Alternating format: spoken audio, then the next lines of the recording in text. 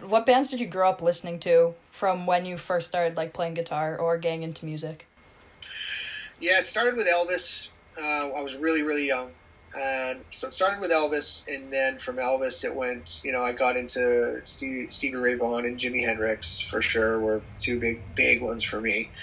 And then I got into punk rock. I was listening to a lot of Green Day and Nirvana, Rancid, things like that, bands like that. And then, the grunge thing happened. I was really into Soundgarden. Still love Soundgarden. Yeah. And then I got into metal. I was kind of always into metal, but I got into metal more as I think around I was about 12 or something. And Pantera was still is one of my all-time favorite bands. And then, the blues thing was always around for me because it was such a part of my wheelhouse as a guitarist. That's what I started out playing. Really got into the blues at an early age because the whole Stevie Ray Vaughan, Jimi Hendrix thing. So as I got older, while I'm listening to punk rock, I'm listening to rock bands, I'm listening to metal and stuff, I'm always still playing the blues. But then as you get older, you start to appreciate the older stuff of the blues. So that's when I started to get into, Howlin' Wolf and Elmore James and Muddy Waters and Little Walter. And, there's so many great Delta blues players out there I could talk about. But yeah, it's been a well-rounded thing. It's really, it's started with Elvis Presley, got a bit older, I guess in between punk rock and Elvis Presley, I was into listening to AC/DC and CCR and Bad Company and, Van Halen and just good classic rock that my dad was showing me. And then I got into, like I said, then I went into punk rock and metal, and the blues all made this big melting pot that eventually made the Wild. Yeah. And what age did you start playing guitar? I had a ukulele first because I was very, very small. I think I was 4 or 5 years old. So I was always banging around with this ukulele that my dad put in open tuning so it would just sound good when you play it. Yeah. I didn't have to do chords or anything. So I was real, real young. And I think I was about 7 when I got my first guitar and started playing. And, I remember I was at a party with my parents. And my dad's buddy who my dad played in a band with, he just sat down and started showing me things on guitar. And then it was an hour later, and he was he's like, I can't believe how fast your kid is learning how to play guitar. And then he said, can I teach him? And then my parents were like, yeah, for sure. And it wasn't I was lucky because to this day, he is one of the best guitarists I've ever known. Yeah. And I've seen a lot of guitarists, so he's just fantastic. But it was cool because he never sat me down and was like, here, we're going to learn On Top of Old Smoky or any of the boring stuff that my friends who were in guitar lessons were learning. Yeah. He was his philosophy with me, which was really what worked, is he said, what songs do you want to learn? What songs do you like? And, I would say Nirvana or Green Day or, Soundgarden or whatever. And he'd sit there and show me those songs. And that was what really did it for me. I was already hooked on it already, but when you really love music and you really love a song and you're just starting out learning how to play an instrument and somebody's, says, here's how you play your favorite song on the instrument that you're obsessed with, that's, you form a bond right then and there that is pretty hard to be broken for the rest of your life. Yeah, and do you remember some of the first songs that you learned how to play? I do. I know the very first song I learned how to play on guitar was, okay, everybody learned Smoke on the Water. Everybody learned Smoke on the Water, but no, it wasn't that. It was actually Shine by Collective Soul. I figured out that it was in a drop D tuning, and I used to play it like that and play it all. Probably a little bit heavier than it really is, but I really liked that song when I was a kid, and I, the same guy I was talking about, he showed me how to play the rest of it that I didn't know, and yeah, it's funny. It's that song and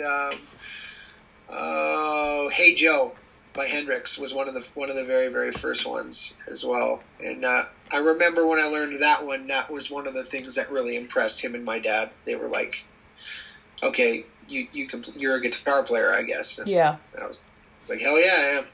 Yeah, and when did you start writing your own songs? I want to say the first song I wrote, I was probably 9 or 10, and it wasn't very good, but it was it was hilarious and funny, and I was playing with my one friend who also played guitar, and yeah, I remember the song we wrote, and after that, I think I tried a bit, when I was like up until I was like 14 and stuff, like just kind of mimicking everything I was hearing at the time. Yeah. Or was interested in, but it wasn't really a constructed song. But then when I think I was about 16 or 15, and then it really became something that I wanted to do and was writing songs at that time. Yeah, and were any of the songs that you wrote when you were younger, did they ever turn into songs that are by The Wild? Good question. Let me just think about this, because they wouldn't be full songs, but maybe riffs I've lifted from myself over the years. I don't really think so for The Wild, but I will say when I was in other bands and stuff I used to do when I was younger, there were definitely moments where I would take things that I had, in my repertoire or whatever, that I would work in a certain key or whatever, and use them in different projects over the years. That's kind of how it works. You have little tricks up your sleeve that are just waiting for the right moment to use them. Yeah, and you mentioned that you were in other bands. How many bands were you in before The Wild? Oh, man. Let's see here. 1, 2, 3, 4, 5. Five or six before The Wild. Holy moly. And when you guys all found each other to become The Wild, how did you all meet? Yeah, so I moved to British Columbia from Toronto, and I didn't know anybody, but I heard through town that there was going to be a party in the hills on the outside of town, about 20 minutes heading east out of Kelowna. So I found the party, and it was up in the mountains, kind of on the outskirts of town, and it was just massive kegger outdoors. And it was pretty awesome. It was a lot of people. People were going crazy. And I went up, and there was a band there, and I went up and watched them, and I thought, wow, these guys are pretty cool. And then the cops came, and they were breaking up the party. And just as they were breaking up the party, the band I was watching, I thought was pretty cool, started playing, that song about the police by NWA? Yeah. Yeah, we won't say it on the radio. Yeah. But we started playing that song as a rock song, like a rock cover of it, as the cops were breaking up the party. And then I was like, wow, I like these guys. But anyway, so the cops ended up leaving. There was a few people allowed to stay or whatever, and the band was packing up their stuff. And I was a lot younger at the time, and I was a lot younger than they were. But I got the courage, the liquid courage, we'll call it, to talk to them and tell them that I'm starting a band, and you're going to be in it, and you're going to be in it, and you're going to be in it, and you're all going to be in my band. And they were looking at me like, who the hell is that? And these guys are much older than me too. And we ended up getting along though, and we were hanging out and partying and talking, being young and stupid. And I remember diverting their attention because I knew that I had drank too much and I was going to throw up. And over there, and everybody turned their head to look, and while they turned around, I was like, I gotta puke, and I just seen the first thing I could find, and it was a jar full of money. Oh no. I just puked all over it, and then they turned their head back, and they were like, what? I'm like, oh, I don't know, nothing. But it turns out that was their money for playing at the party, that everyone at the party was tipping them. So, yeah, and that's how I met the guys in my band. Oh, boy. Yeah, that was a long time ago. Okay, wait. This whole scene is sounding like the scene from your music video, Livin Free. Was this inspiration for that video or what? No, that was just another day. Because that's at our stage manager's house, actually. Oh my gosh.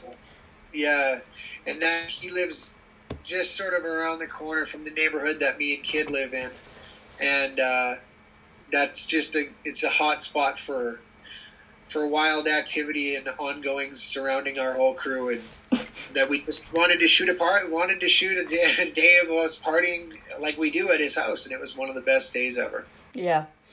And, like, where do you get your ideas for all your music videos? Because the Ready to Roll video's pretty, crazy, too. Yeah. I was trying to, basically the Wild is just basically taking the version of yourself when you're at your most, your highest point of being stoked and on life and excitement and free and all the things that make rock bands great.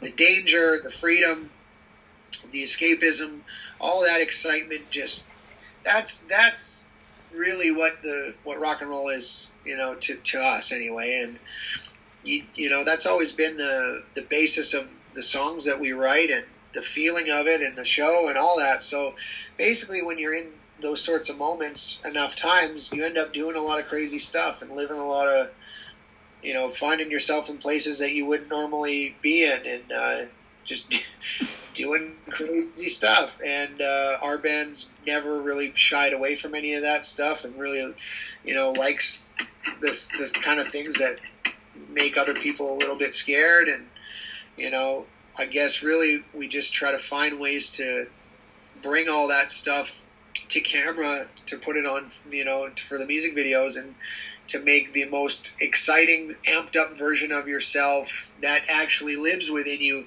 Just bring it to the surface all the time and have fun with it, and don't, just make it a good time. And it kind of it's kind of gotten to a thing where before anyway, we kept having to outdo the last video, and it just got to a point where it was getting a little crazy. I mean, the Ready to Roll. That one's a crazy video.